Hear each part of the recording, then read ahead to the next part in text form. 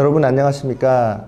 2023년도 AI 바우처 지원 사업 설명회를 시작하도록 하겠습니다. 저는 AI 바우처 지원 사업을 담당하고 있는 정보통신산업진흥원의 임동현 팀장입니다. 저희 AI 바우처 지원 사업이 이제 올해로 4년 차를 맞이하고 있습니다.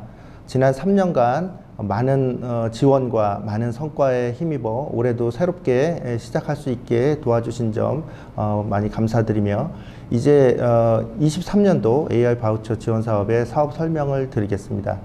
특히 올해는 지난 작년과 22년도와 달라진 점들이 몇 가지 있기 때문에 여러분께서 잘 주의하여 들어주시고 잘 지원해 주시기를 바라겠습니다. 먼저 저희 홈페이지에 공모 안내서가 지금 게시되어 있습니다.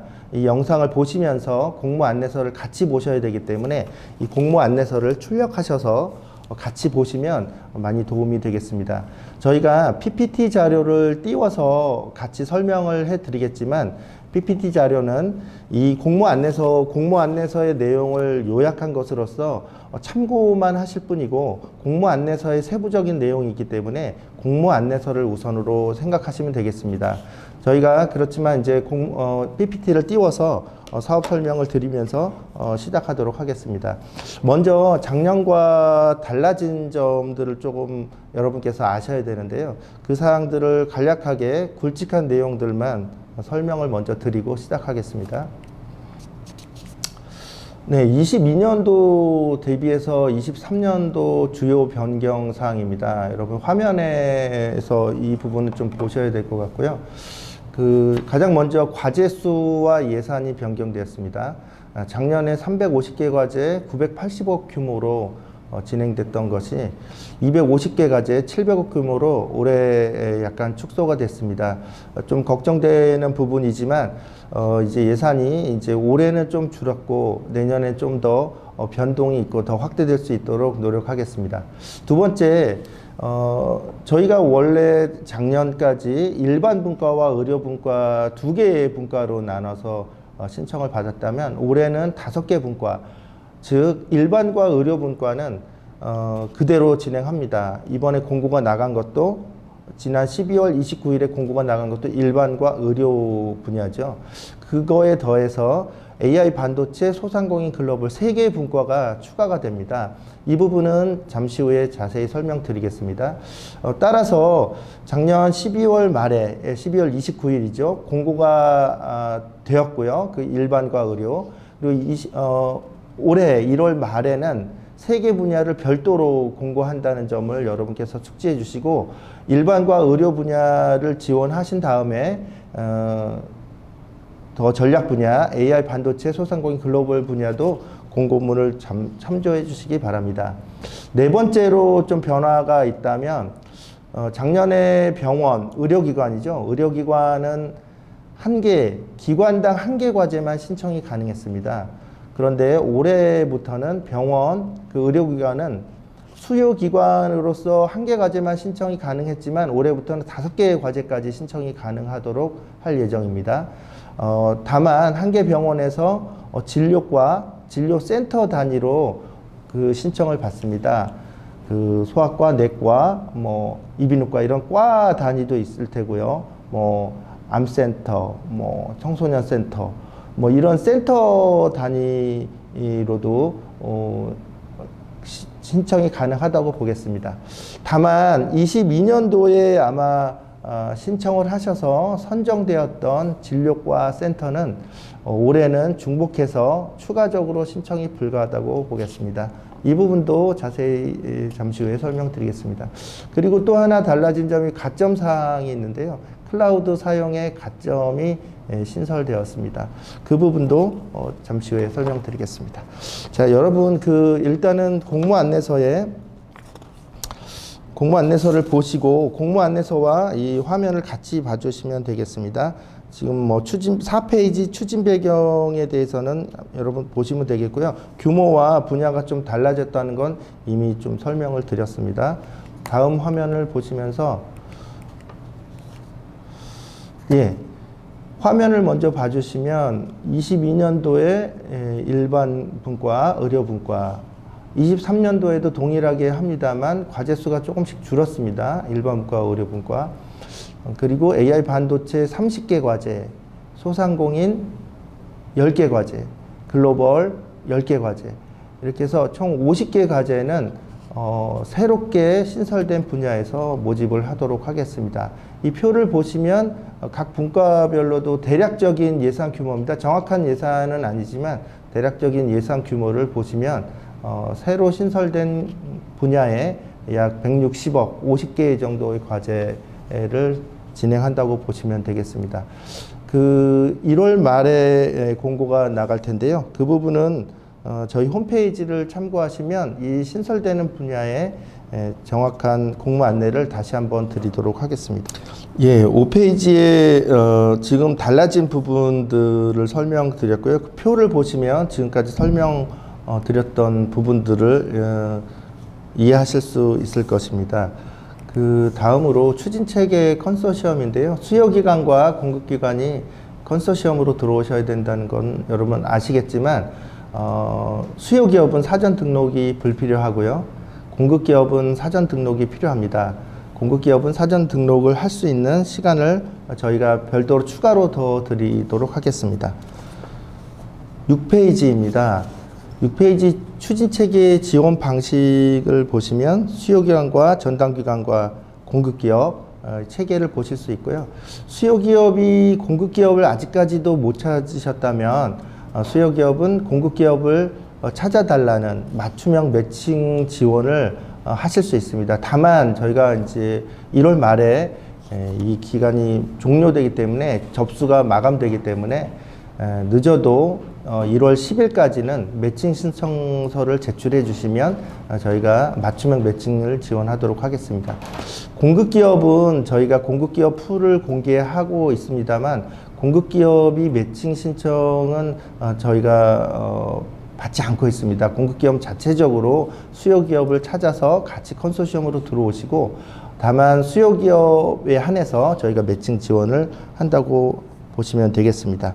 지금 말씀드린 부분은 공모 안내서 6페이지 내용이었고요. 이제 7페이지로 가겠습니다. 7페이지의 추진 일정을 보시면 지금 공모 안내서에 나온 그 추진 일정은 의료 분야와 일반 분야에 대한 추진 일정입니다. 참고하시면 되겠고요. AI 반도체나 소상공인 글로벌은 지금 일반 분과나 의료 분과보다 한 달 정도가 좀 늦어진다고 보시면 정확하진 않지만 대략적으로 맞다고 보겠습니다. 예, 일정은 참고하시고요. 공모 안내서 9페이지를 보시겠습니다. 사업비 지원 항목이 있죠. 그 인정 항목과 불인정 항목을 나눠져 있는데요. 인정 항목 중에 필수인 AI 솔루션비는 현금 사업비의 50% 이상 편성을 하셔야 합니다. 그리고 선택 1번부터 5번까지의 5가지 항목은 여러분께서 필요한 경우만 신청하실 수 있습니다. 필요한 경우에 신청을 하시되 그 선택 1번부터 5번까지의 인건비, 용역비, 자문비, 구매비, 인타비 등의 최대 합은 50%를 넘지 말아야 합니다. 현금 사업비의 50%를 넘지 않도록 해야 되는 것을 주의하여 주시기 바랍니다. 불인정 항목들을 저희가 나열해 드렸지만 이 불인정 항목은 별도로 보실 필요가 없이 인정 항목 외에는 모두 불인정된다고 보시겠습니다. 특히 하드웨어 구매 문의가 많은데요. 하드웨어는 저희 사업에서 구매할 수 없습니다. 다만 하드웨어가 인정되는 부분은 저희가 소상공인 부분을 인정해 드리려고 하는데요. 그 부분은 저희가 소상공인 분야의 별도 사업 공고 시에 안내해 드리도록 하겠습니다. 임차비도 마찬가지 클라우드 임차와 소프트웨어 임차, AI 구축용 소프트웨어 임차만 가능하고 용역비는 용역 계획서가 필수로 있어야겠습니다. 자문비는 사전 승인이 필요하고요. 인건비 계상률 100% 초과 불가라고 이렇게 말씀드렸는데 이 부분은 인건비를 잡으실 때 다른 정부 과제에서 인건비를 50% 잡았다면 저희 과제에서는 최대 50% 잡을 수 있다는 그런 말씀입니다. 물론 이제 정부 과제를 여러 개 할 수 있기 때문에 그 여러 개 하는 그 과제의 총합이 100%를 초과하지 않도록 해주시면 되겠습니다. 네, 민간 매칭 부분입니다. 10페이지입니다. 사업 공모 안내서 10페이지 민간 매칭 부분. 네, 중소기업과 중견기업, 그리고 청년기업, 비영리기업, 이렇게 여러 가지 이제 형태가 있는데요. 중소기업은 총사업비의 20%가 이제 매칭을 하셔야 되는데 20% 중에 현물로 18%, 현금으로 2% 이렇게 생각하시면 되겠습니다. 총사업비의 20%이고요. 정부 지원금의 20%가 아니라 총사업비의 20%로 보시면 되겠습니다. 중견기업은 30%, 현금 부담의 그 비율을 보시면요. 전체 총사업비의 20% 중에 그 중에 10%가 현금으로 보시면 되겠습니다. 청년기업은 총사업비의 10%, 그리고 현금 부분은 면제가 되겠습니다. 비영리기관도 총사업비의 20%지만 현금은 면제되고 현물로만 전액 20%를 매칭하시면 되겠습니다. 지역기업이 있는데요. 서울, 경기, 인천 지역을 제외한 수도권을 제외한 지역에 본사를 두고 있는 기업은 수요기업을 말씀드리는 겁니다. 이 기업은 모두 현물만 매칭이 가능하도록 저희가 배려를 하도록 하겠습니다. 네, 자격 요건입니다. 그 11페이지 보시면 되겠고요. 공급기업은 공급기업의 풀에 등록이 완료되어 있으셔야 하는데요. 아직까지도 신청을 안 하신 분은 아직까지도 신청 안 하신 공급기업은 23년 1월 13일까지 신청을 해주시고요. 물론 신청한다고 다 무조건 풀에 등록되는 것은 아니고요. 저희가 자격 심사를 통해서 풀에 등록 여부를 알려드립니다. 또한 자체 AI 솔루션을 보유하고 있어야 하고요. 국내 기업이고 법인의 하나입니다. 법인이 아직까지 법인이 아니시라 할지라도 우리 과제 접수 마감일인 1월 30일까지 법인 전환이 가능하다면 신청이 가능하겠습니다.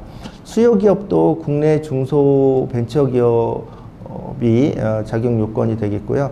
법인이어야 합니다. 마찬가지입니다. 수요기업은 중견기업까지 가능하고요. 의료법상 의료기관도 수요기업으로서 가능하다고 보겠습니다. 네, 14페이지 과제 신청 방법인데요. 공급기업은 10개까지 신청이 가능합니다. 과제. 전년도에 우수 평가를 받았던 공급기업은 15개까지, 미흡 평가를 받았던 과제는 5개까지만 신청이 가능하겠습니다.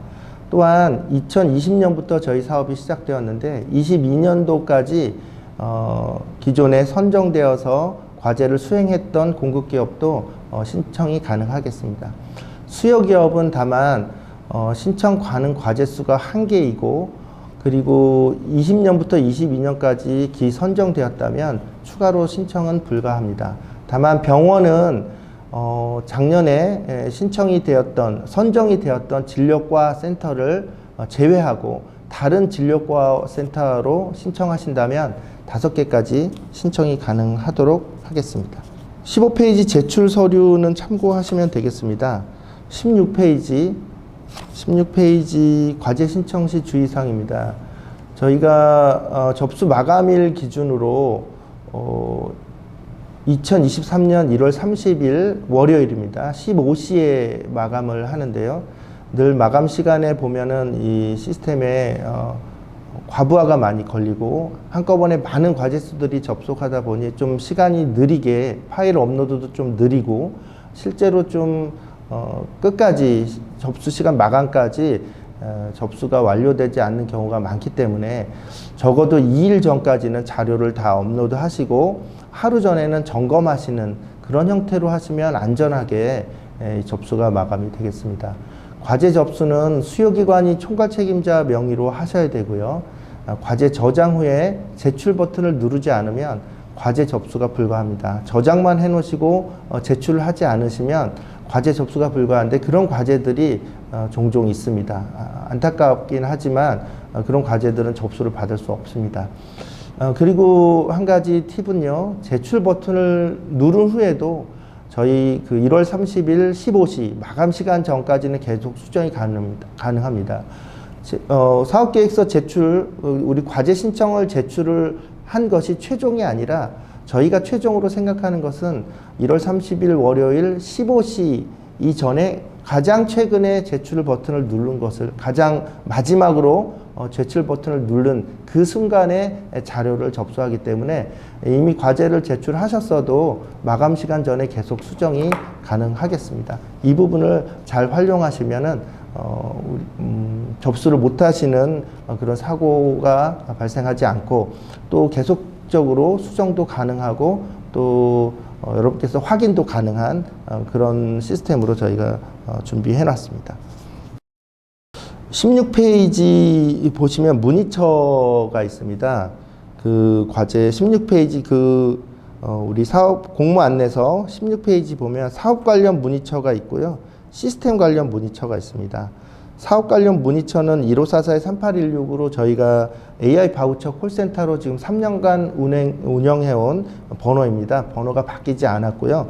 계속해서 1544-3816으로 문의하시면 저희 안내 직원들이 성심성의껏 답변을 해드리도록 하겠습니다.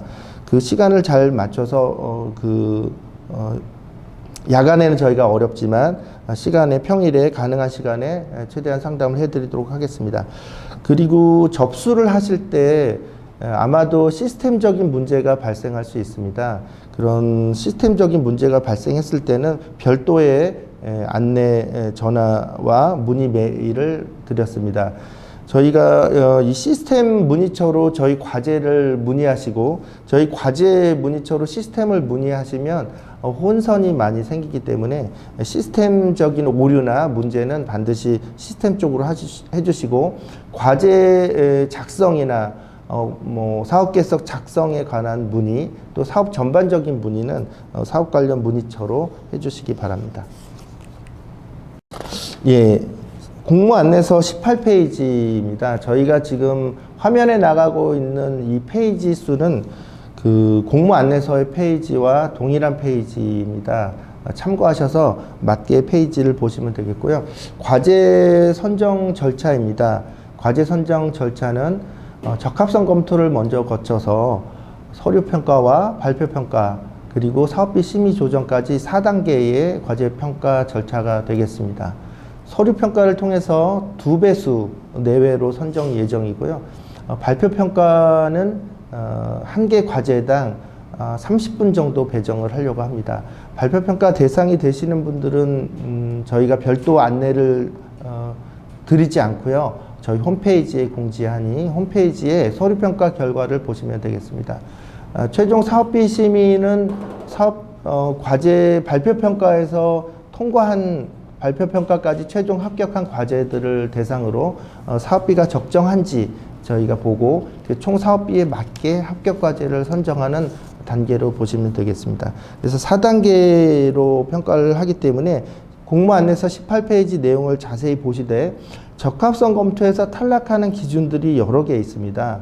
저희 과제가 조금 일부 좀 복잡한 부분도 있는데요. 적합성 검토 탈락 기준을 잘 보셔야 돼요. 과제를 5개까지만 신청해 달라고 했는데 6개를 신청하거나 공급기업도 마찬가지죠. 공급기업도 10개까지만 신청할 수 있는 자격이 되는데 10개를 초과하거나 또 수요기업 같은 경우는 병원이 아닌 기업 같은 경우는 이미 선정된 수요기업은 작년, 재작년 이전에 선정됐던 수요기업들은 신청을 하실 수 없는데 신청을 하셨거나 여러 가지 한 개 수요기업은 한 개 과제만 신청하실 수 있는데 기업 부분입니다. 기업은 한 개 과제만 신청하실 수 있는데 2개 과제 이상을 신청하시거나 여러 가지 저희가 제한사항을 걸어놓은 것들이 있는데 그 부분들을 면밀하게 잘 보시고 지원하시고 신청하시면 되겠습니다. 예를 들면 병원 같은 경우가 조금 걱정이 되는데요. 병원은 진료과 센터별로 5개까지만 신청이 가능한데 병원 내부에서 진료과 센터 단위로 협의가 안 돼서 개별적으로만 신청을 하시다 보면 과제 수가 넘어갈 수 있습니다. 그래서 병원 전체적으로 과제 수를 조절하셔서 최대 5개까지 그리고 작년에 신청하셨던 그 신청하셔서 선정되었던 진료과는 제외하고 신청을 해주시면 되겠습니다. 네, 18페이지에 여러 가지 적합성 검토 탈락 기준이라든가 평가 절차를 참고하시면 되겠습니다. 그 선정 기준입니다. 19페이지 되겠습니다. 공무원에서 19페이지 선정 기준입니다. 서류 평가와 발표 평가의 평가 항목이 동일합니다. 동일하고 배점과 그리고 그 기준이 동일하다고 보시면 되겠습니다. 그래서 서류 평가에서 한번 적용을 해서 저희가 발표 평가 대상자를 선정하고 발표 평가 시에도 동일한 이 평가 선정 기준을 적용한다고 보시면 되겠습니다. 선정 방법은 60점 서류 평가든 발표 평가든 60점 이상인 과제를 대상으로 합니다. 서류 평가에서도 마찬가지고 발표 평가에서도 마찬가지인데요. 60점이 되지 않으면 과제 선정 여부와 별개로 순위와 별개로 60점이 되지 않는 과제는 탈락이 되겠습니다. 다만 60점이 이상 되신 과제 중에서 저희가 서류 평가에서 발표 평가로 넘어가는 단계, 발표 평가 최종 2배수라고 얘기했죠. 그것을 점수 순으로 선정을 하게 되겠습니다. 발표 평가도 마찬가지로 발표 평가에서도 최종 1배수만큼 저희가 선정해서 사업비 심의를 한다고 보시면 되겠습니다. 선정 기준을 참고하시면 되겠고요. 새롭게 올해 신설된 부분인데요. 가점 사항을 잘 봐주시기 바랍니다. 19페이지에도 보시면 되겠고 20페이지에도 안내가 되어 있는데요. 저희가 두 가지 가점 항목이 있습니다. 클라우드 사용하는 공급기업에 2점의 가점을 부여하고 있고요. 그리고 청년기업인 경우는 최대 1점의 가점을 부여하고 있습니다. 클라우드 사용 공급기업이라고 했는데 수요기업은 해당이 되지 않고요. 클라우드 사용을 하겠다는 클라우드 사용 계획서를 제출하고 사업계획서 내에서 클라우드 임차비를 편성한 경우는 저희가 공급기업에 2점의 가점을 부여합니다. 이 부분이 가점은 서류평가에도 동일한 점수, 발표평가에도 동일한 점수 2점씩 가점이 부여가 되는데요. 클라우드 사용은 공급기업에만 가점이 된다고 해서 이 컨소시엄 전체에 영향을 주는 것은 아닙니다. 그 공급기업이 받은 2점이 과제 전체, 이 컨소시엄 전체의 가점이라고 보시면 되겠습니다. 다만 공급기업이 클라우드 사용 계획서를 제출해야 된다는 그런 내용이 되겠습니다. 청년기업은 수요기업과 공급기업이 각각 0.5점씩 가점이 있습니다. 대표자가 공고일 기준 만 39세 이하인 경우 수요기업과 공급기업에 각각 0.5점씩 부여가 되고 마찬가지로 서류평가와 발표평가 모두 가점이 부여가 되겠습니다. 이 사항은 20페이지에 안내가 됐고요. 클라우드 사용 가점에 대해서는 사용 계획서 양식을 저희가 별도로 저희 홈페이지에 양식을 같이 업로드 해드렸습니다. 양식을 다운받아서 계획서를 내시면 되고요. 5개월 정도의 이상 사용 계획을 양식에 따라서 내시면 되겠고요. 다만 비용은 아직 책정이 안 돼 있기 때문에 월 300만 원 기준으로 일단 비용을 잡으시고 나중에 선정이 되시면 선정된 이후에 저희가 클라우드 업체와 단가 협약이 돼서 단가가 정해지면 그 금액으로 사업계획서 내에서 수정하실 수 있도록 저희가 안내를 드리도록 하겠습니다. 22페이지 보시면 저희가 과제 신청 시 주의사항이 있습니다. 여러분 이 부분을 지금 영상에서 다 설명드리기는 좀 어렵고요. 이 부분은 면밀하게 보신 다음에 좀 의문사항이나 궁금하신 사항 그런 부분들이 있는 경우는 저희 콜센터로 전화를 주셔서 하나하나 문구 하나하나를 잘 판단하셔서 생각하시고 또 이해하시고 이해가 안 되는 부분은 전화를 통해서 확인하시고 이 부분을 이해를 해 주셔야 됩니다. 저희가 과제 신청 시 주의사항으로 몇 가지 이제 안내를 드렸는데 주로 총괄 책임자 메일이 안 돼서 어려움을 겪는 경우가 많습니다. 저희는 모든 안내를 합격 통보 또는 뭐 자료에 대한 보완 요청 모든 것을 총괄 책임자 메일로 저희가 드리기 때문에 총괄 책임자께서 메일을 확인하실 수 없게 뭐 메일에 오타가 났다든가 용량이 부족하다든가 스팸으로 처리된다든가 또 확인하지 않으신다든가 이렇게 되면 저희가 저희의 그 내용들이 잘 전달이 안 되기 때문에 총괄 책임자께서는 메일을 반드시 확인해 주시고요. 수요기업이 의료기관인 경우는 반드시 의료분과로 지원하셔야 됩니다. 지금 저희가 일반분과와 의료분과에 지금 사업 설명을 드리고 있는데요. 두 가지로 저희 시스템에 과제 접수 시스템에 일반분과 의료분과 두 가지 들어가실 수 있습니다. 의료분과인데 일반분과로 들어가시면 안 되고 일반분과인데 의료분과로 들어가시면 안 됩니다. 그 부분 잘 참고하시면 되겠고요. 공모 안내서에도 설명을 드리지만 사업계획서 양식도 일반분과와 의료분과는 다릅니다. 그래서 별도로 저희가 두 가지 사업계획서 양식을 올려드렸습니다. 그 부분 참고하시면 되겠습니다.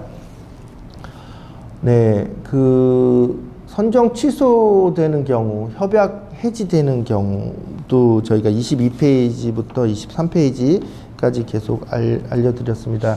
선정이 되었다 할지라도 선정이 취소되거나 또 협약을 했다 할지라도 협약이 취소되는 기준이라고 보시면 되겠습니다. 이 부분은 반드시 참고하셔야 되는데요.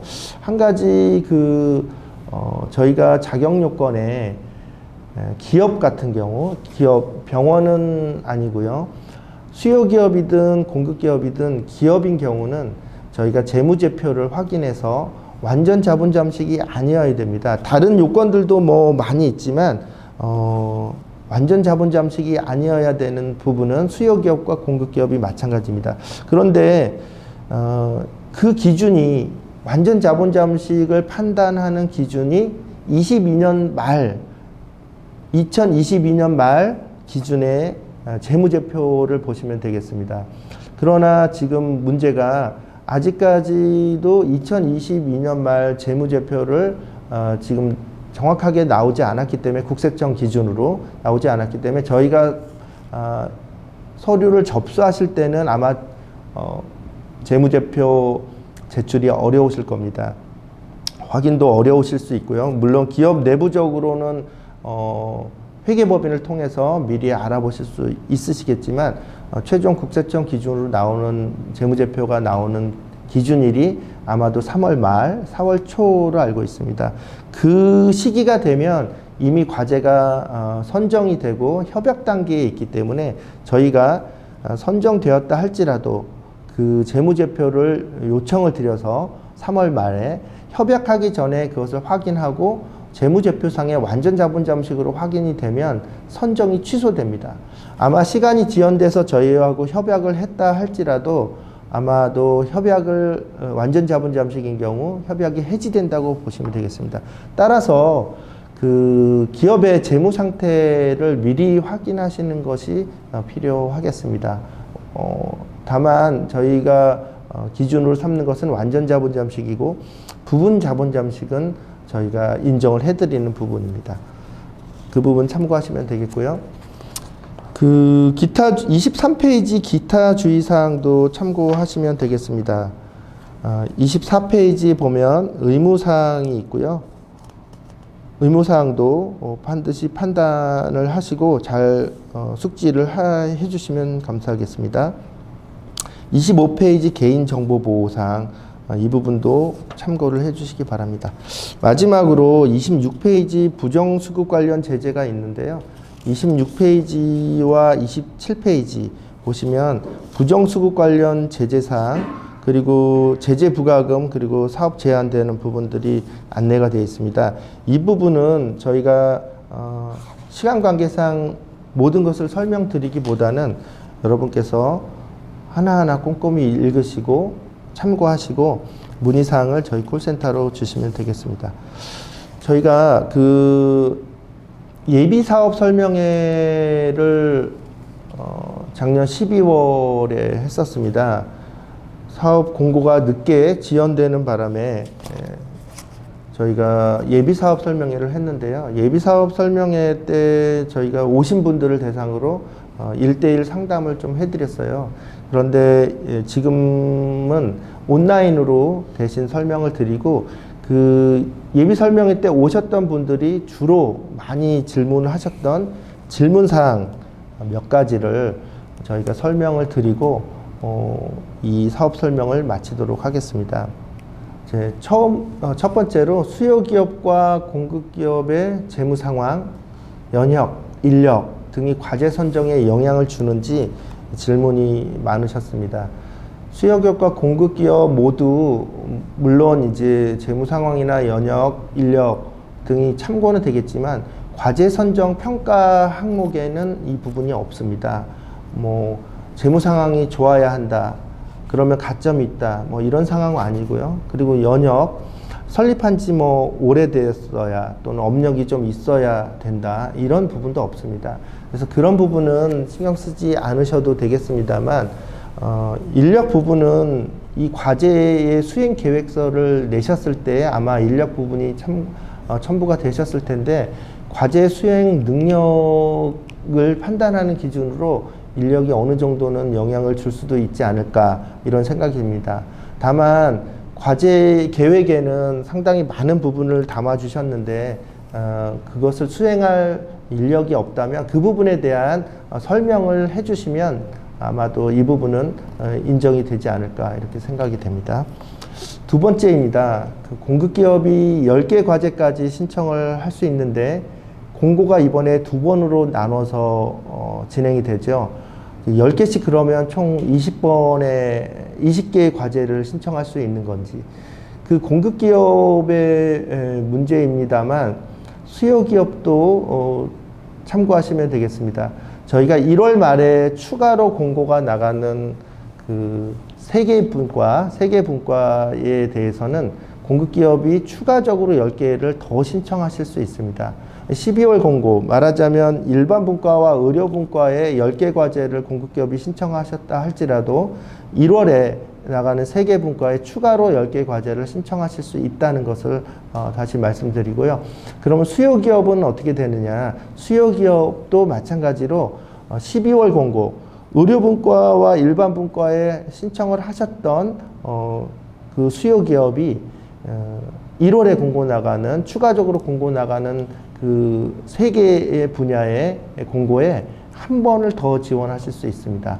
이 부분은 저희가 1월에 추가 공고가 나간 이후에 별도로 또 설명을 드리겠지만, 수요기업도 동일하게 10개까지 신청하실 수 있고, 추가로 수요기업도 추가로 한 번의 기회가 있다는 것을 간단하게 말씀드리고, 자세한 것은 아마도 수요기업 같은 경우는, 병원 같은 경우는 또 다를 수 있기 때문에 공고가 나간 이후에 사업 설명 자료를 잘 참고해 주시면 감사하겠습니다.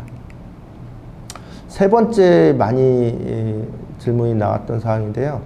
타 기관에서 AI 관련 사업을 참여 중인데 AI 바우처 사업에도 지원할 수 있는지, 이런 질문이 많았습니다. 저희 AI 바우처 사업이 아마 아주 동일한 사업은 없겠지만 아마도 좀 AI 관련된 비슷한 사업이 아마 많이 있을 겁니다. 그런데 다른 사업을 지금 참여하고 있어도 AI 바우처 지원 사업에 지원하실 수 있습니다. 특히 그 데이터 바우처 사업에 대해서 많이 질문하셨는데요. 데이터 바우처 사업하고 저희 AI 바우처 사업은 완전히 다른 사업입니다. 그래서 데이터 바우처 사업에서 지원을 받으셨던 기업도 우리 AI 바우처 사업에 추가로 지원하실 수 있고 선정도 가능합니다. 다만 데이터 바우처 지원 사업에서 지원을 이미 받으셨던 데이터 가공 또는 데이터 관련 그 비용들은 저희 AI 바우처 지원 사업에 추가적으로 동일하게 비용 신청만 하지 않으시면 가능하다고 보겠습니다. 네 번째로 많이 나온 질문인데요. 그 화면에 공공기관도 AI 바우처 사업에 참여가 가능한지, 이런 그 질문이 많았습니다. 공공기관이라 하면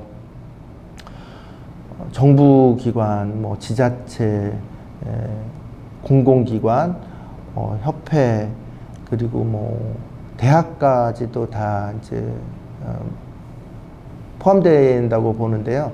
저희 과제는 공공기관, 지자체, 대학, 협회 등은 참여가 어렵습니다. 다만 그 상황에 따라서 그 과제 분과의 자격 요건에 따라서 다른 부분이 있을 수 있기 때문에 그 공모 안내서 내용을 참조하시기 바랍니다. 오늘 말씀드리는 일반 분과와 의료 분과는 병원, 의료법상 의료기관과 기업만이 해당이 된다고 보시면 되겠습니다. 다섯 번째로 용역으로 대학교가 들어올 수 있는지를 많이 문의하셨어요, 이번에. 물론 이제 주관기관과 참여기관으로는 대학교가 못 들어온다고 제가 말씀드렸는데, 용역으로도 대학교가 들어올 수 없다고 아시면 되겠습니다. 대학교는 뭐 자문은 가능하다고 볼 수 있지만 용역 형태로 대학교가 들어와서 이 과제의 일부분을 용역을 수행하는 것은 불가하다고 보시면 되겠습니다. 여섯 번째입니다. 나이파가 지정한 클라우드 사업자는 언제 알 수 있는지. 저희가 클라우드 사용 가점을 부과하면서 사용 계획서를 내신 분들은 클라우드를 사용하게 되실 텐데요. 과제 기간 중에 적어도 5개월 이상 사용 계획을 내시기 때문에 저희가 나이파가 지정한 클라우드 사업자는 누구고, 그럼 언제 지정되는지 그것에 대해서 이제 문의합니다. 지금 그 클라우드 사업자가 고성능 컴퓨팅 지원 사업과 함께 공고가 나가 있습니다. 그래서 곧 1월 중에 1월 말 정도 2월 초까지는 클라우드 사업자가 지정된다고 볼 수 있고요. 그리고 단가 지정이 되면 월 사용료가 얼마로 책정되는지 그 단가도 저희가 협약하기 전까지는 알 수 있습니다. 따라서 그 최종 선정이 되고 사업계획서를 수정하실 수 있는 시간이 있고 저희가 요청을 드립니다. 사업비도 수정하셔야 되는 부분이 있고 사업계획서도 수정하셔야 되는 부분이 있는데 그 수정하시기 전에 최종 클라우드 사용 비용을 저희가 안내해 드리도록 하겠습니다. 일곱 번째입니다. 그 의료분과가 있다 보니까 이제 과거에 선정된 병원이 23년에 다시 신청할 수 있는지. 여기서 과거라고 하면 아마 22년이 되겠습니다. 22년일 텐데요. 22년에 처음 병원이 됐기 때문에 저희가 의료 분야 앞서서 말씀드렸듯이 다시 신청하실 수 있습니다. 병원은. 다만 동일한 진료과 동일한 진료센터로 병원이 다시 들어오신다면 그 과제는 적합성 검토에서 탈락이 되겠습니다. 반드시 병원 내부에서 이 소통을 하셔야 됩니다. 병원 내부에서 소통을 하셔서 전년도에 어떤 진료과 어떤 센터에서 신청을 했는지, 그 신청만 하고 선정이 되지 않은 진료과나 센터는 23년도에 다시 신청할 수 있지만 이미 선정이 돼서 22년도에 과제를 수행했던 진료과 센터만 제외한다고 보시면 되겠습니다. 여덟 번째로 인건비 저희가 100%라고 해서 계속 안내를 드렸는데 이 부분이 계속 이해를 잘 못하시는 부분들이 많아서 다시 한번 설명을 드리겠습니다. 많이 질문이 왔습니다. 좀 전에도 설명을 드렸지만 어떤 인력 한 명에 대해서 인건비를 잡으실 때는 본인의 총 연봉을 넘으실 수 없습니다. 정부 과제로 인해서 본인의 총 연봉을 넘을 수 없다는 얘기입니다. 어떤 직원이 연봉이 5천만 원일 때 정부 지원으로 여러 개의 정부 과제를 하는데 그 본인의 연봉 100% 5천만 원을 넘어서 정부 과제로 6천만 원을 총 6천만 원을 편성할 수 없다는 얘기입니다. 어떻게 보면 간단한 얘기죠. 본인의 그 연봉을 넘을 수 없다는 것은. 그런데 정부 과제를 여러 개 하다 보니 이 부분을 체크를 못 하시고 100%를 넘죠. 정부 과제 여러 개, 뭐 4개, 5개 하시면서 어떤 한 인력에 대해서 연봉이 5천인데 총 인건비를 합쳐보면 7천이 나오는 그런 경우가 있습니다. 이런 경우는 인정이 안 된다는 얘기입니다. 예. 그리고 9번째, 데이터를 수집하기 위한 IoT 센서와 같은 하드웨어 장비를 사업비로 구매할 수 없는지. 사업비 부분에서도 제가 말씀드렸지만 하드웨어 장비는 사업비로 구매하실 수 없습니다. 적어도 일반 분과와 의료 분과는 하드웨어 장비를 사업비로 구매하실 수 없습니다. 1월에 추가적으로 공고가 나가는 소상공인 분야에서는 하드웨어 장비를 인정하고자 저희가 이제 준비를 하고 있는데요. 그 부분은 공고 나간 이후에 정확한 설명을 드릴 수 있을 것입니다만, 현재로서 일반 분과와 의료 분과에서는 하드웨어를 사업비로 구매하실 수 없다는 걸 다시 한번 말씀드립니다. 그리고 향후 지역 설명회나 수요 공급 매칭데이 행사가 있는지. 저희 지금 과제 마감이 1월 30일인데요. 1월 30일 이전에 수요 공급 매칭데이나 또 다른 설명회가 있는지 하는 문의일 겁니다. 저희가 접수 마감 이후에는 올해 과제는 접수가 마감되기 때문에.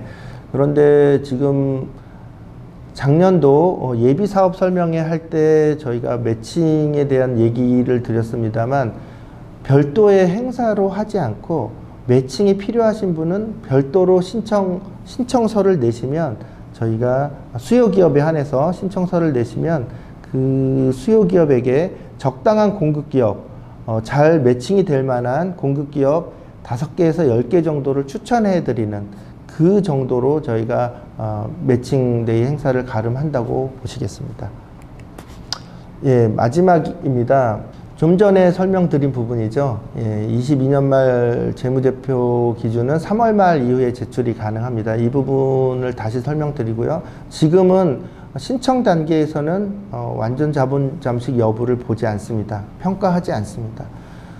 완전히 선정이 된 이후에 완전 자본 잠식 여부를 이렇게 판단할 수 있는 3월 말 정도에 다시 판단해서, 그때 완전 자본 잠식인 경우 선정이 취소되고 또 협약이 취소된다고 보시면 되겠습니다. 그렇기 때문에 미리 이 재무 상태를 파악하지 않으시고 신청을 하신다면 낭패가 되실 수 있습니다.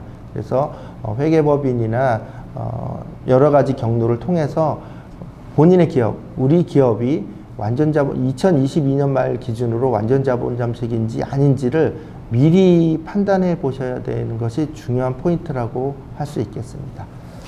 저희가 충분한 그 설명을 드리고 현장에서 이렇게 상담을 드려야 합니다만, 1차로 예비 설명회 때 드렸고 또 이제 찾아가는 서비스도 하고 합니다만, 저희가 다 부족한 부분이 있습니다. 그 부분들은 여러분께서 1544-3816 전화로 주시면 해결을 해드리도록 하겠습니다. 제가 설명드린 부분이 아마 자세하게 공모 안내서 하나하나를 자세하게 설명드리지 못한 부분 있으시다면 전화로 추가적으로 상담 드릴 것을 약속드리면서 이상으로 그 2023년 AI 바우처 지원 사업 사업 설명 자료 안내를 마치도록 하겠습니다. 감사합니다.